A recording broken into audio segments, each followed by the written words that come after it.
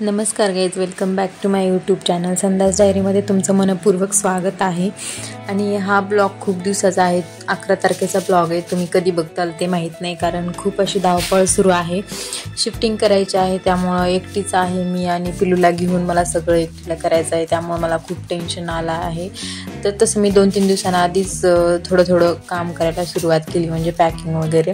तसं मूवर्स आणि पॅकर्स लावले तरी ते सामान काही व्यवस्थित ठेवत नाही, त्यामुळे असं माझंच म्हणणं आहे की जेवढं होईल तेवढं मला सापडेल तिकडे गेल्याच्या नंतर। त्यामुळे मग मी थोडं स्वच्छ करून डबे वगैरे घासून, आता दसराही आलाय त्यामुळे म्हणलं स्वच्छताही होईल आणि सगळंच होईल, ते सुरू आहे पिलूला घेऊन।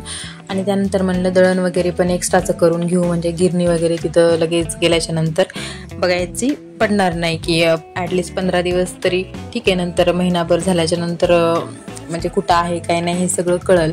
त्यानंतर म्हणलं चला, पिलू झोपला होता म्हणून पटकन दळण वगैरे करून घेतलं। दळण झाल्याच्या नंतर म्हणलं चला भाकरी वगैरे करून घेऊ, कारण ते झोपला तरच मला काम करता येतं, नाही तर मग त्याच्यासोबतच खेळावं लागतं किंवा त्याला त्याच्यापाशीच बसावं लागतं। पटकन भाकरी करत होते तेवढ्यात ते आले कंपनीमधून आणि ते म्हणले मला काही भूक नाही आहे, 2च भाकरी टाक, म्हणून मी फक्त 2च भाकरी टाकल्या। आणि सगळ्यात मोठा प्रश्न सगळ्यांना हाच असतो की भाजी काय करायची किंवा स्वयंपाक काय करायचा जेवायला।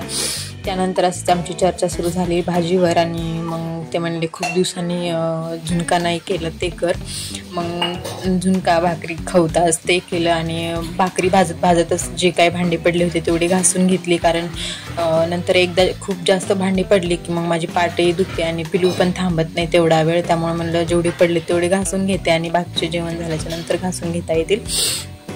असं करत माझा पूर्ण स्वयंपाक वगैरे झाला आणि बघू शकता किती छान अशा भाकरी बघितल्यात ना, माझंच मी कौतुक करत आहे बघ।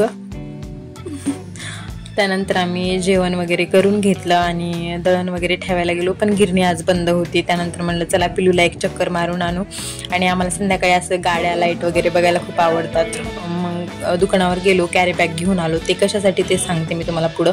त्यानंतर म्हणलं बाहेर आलो, चला मस्तपैकी जेवण वगैरे झालं, आईस्क्रीम खाऊन घेऊ। आणि पिलू काय मला खाऊ देत नव्हतं म्हणून ते असे लांब घेऊन त्याला थांबले होते, त्यांनी नंतर मी त्याला घेतलं आणि त्यांनी खाल्ली ते आईस्क्रीम खाऊच। आम्ही अशा मस्त रोडच्या गाड्या वगैरे बघितल्या मोठ्या मोठ्या, मला खूप मज्जा येते। आणि घरी आल्याच्या नंतर पिलूचा असा धिंगाणा सुरू होता।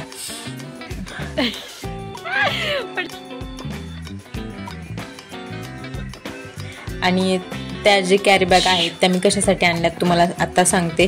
त्या कॅरी बॅग ज्या आहेत ते म्हणलं जे किराणा सामान आहे ना आपलं, जे थोडं उरलं आहे किंवा म्हणजे डब्यामध्ये आहे, ते सगळं कॅरी बॅगमध्ये बांधू एका डब्यात किंवा एका पोत्यामध्ये टाकता येईल ह्यासाठी, आणि डबे सगळे एकात एक टाकता येतात, त्यामुळं ते सगळं करायला पिलूला म्हणलं झोपल तो, म्हणून आम्ही 10:30-11 पर्यंत त्याच्यासोबत खेळलो, पण तो काय झोपायचं नाव घेत नाहीये।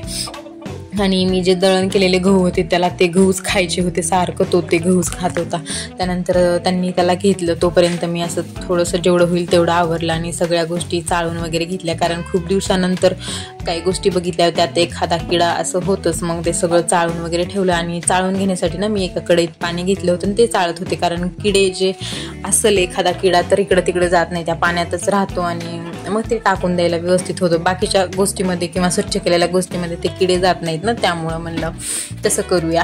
तुम्ही पण बघू शकता ही ट्रिक वापरून, म्हणजे टाइम वेस्ट पण होत नाही आणि हे पण होतं की म्हणजे किडे वगैरे पण दुसरीकडे जात नाहीत। असं सगळं करत 11:30 वाजले तरीही तो काय झोपत नव्हता।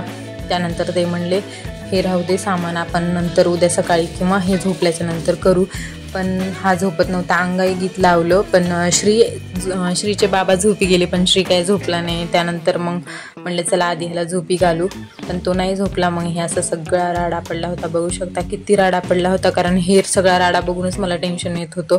आणि हा बघा कसा खेळतोय, त्याचे बाबा झोपी गेले पण हा असा खेळतोय, आणि मला खूप टेन्शन आलं आहे की कसं होईल कसं नाही। तर चला आज एवढंच होतं, आता उद्या सकाळी उठून सगळं आवरणार आहे। तुम्हाला ब्लॉग कसा वाटला ते नक्की सांगा, चॅनलला सबस्क्राईब करा। चलो बाय।